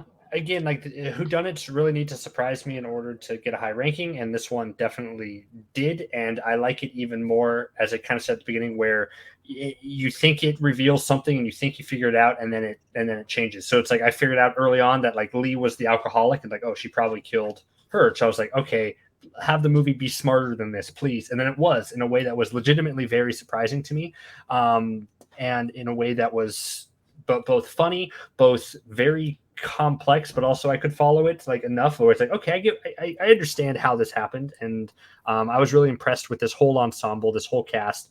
It really kept me guessing. And I do agree that the cinematography, like the TV movie special was, because it's tough to shoot on water. Like I just imagine like looked all, and the version I have was all grainy too. So I didn't even notice that point of it until you brought it up, but it totally makes sense. But overall, I'm really glad I picked this movie. I really liked it. I gave it 4.5 stars because I was really invested in the story. I gave it 4 stars. I had a blast with this, and I kind of want to do the double feature of this and Glass Onion. Like I think they play really well together. Melissa, where are you at? I think I'm gonna go 3.5 because I know I kind of was negative on it, but I really did enjoy the film, and I could see myself rewatching it, and I think again like maybe picking up on just little details throughout on a rewatch. So I give it 3.5. I don't think you were too negative. By the time we got to you, we talked for like 45 minutes at that point, so there's not a lot to say after. Red That's right. Yeah, no, I love this movie. I do want to say I think the digital transfer that I watched on Vudu was like kind of poor quality because we had a hard time hearing the audio. Like I had to crank up the audio a lot more than I normally do. So I don't know if maybe the transfer just made it like look worse. So Warner Brothers did a new Blu-ray recently. Might get that. But yeah, I think I love this movie. I think it's so well written, just like so clever and all the twists. And I love the meta aspect of like the screenwriter's the one that like figured it out, but then the director delves into it and is like, wait, actually, we need to edit this part. This doesn't add up. And it's like kind of the director reining in the screenwriter. I think that's really fun. But yeah, I don't have much any issues. I wanted more of it. Make another. And I want to see James Coburn in more stuff because I think he's like absolutely the standout. He's so fun in this movie, and I want to see more. Yeah. What rating did you give it? I'll give it 4.5. And Brian. Well, I got a hold of it on a DVD from my library, so I wouldn't have to rent it. And actually, I will say that the print I looked at, it seemed pretty good, pretty clean. I do understand the TV kind of look aspect to it, which I've seen in some other 70s movies too, but I think that's just a matter of, trying with different formats, things like that, just like some late 80s, early 90s movies like they were shot on video, things just that kind of thing. But anyway, that was just a side note. I actually very much enjoyed this movie, but I still do lean positive, but I only put it at 3.5 myself for now. Again, it could possibly be a 4 on the rewatch. That's fair. So this will next episode that we are recording, we have picked our movies. The movies for next episode will be Dead Presidents, 3 Days of the Condor, Possessor, Rosencrantz and Guildenstern Are Dead, Fresh, and The Fifth Element. So we are doing our first 6-person panel. Interesting. We're heavy 90s. I realized what we picked. I think the majority. I picked 170s, 4 90s, and then 1 2020s. So there's a few movies on there that have me questioning stuff. Fifth Element. I told myself when I was 16 I'd never watch that movie again. Looks like I'm watching it again. And it's going to be 90s Fresh. Sorry. Yeah. Huh? Fresh. Fresh. Yes. Okay. And the people on the panel will be Scott, Brian, myself, and then we have Tim coming back for a second episode. Payson Johnson and Bill Carriola. So should be a lot of energy. So I'm really excited. Thank you all for being on. Like, comment, subscribe, do the things. Bye.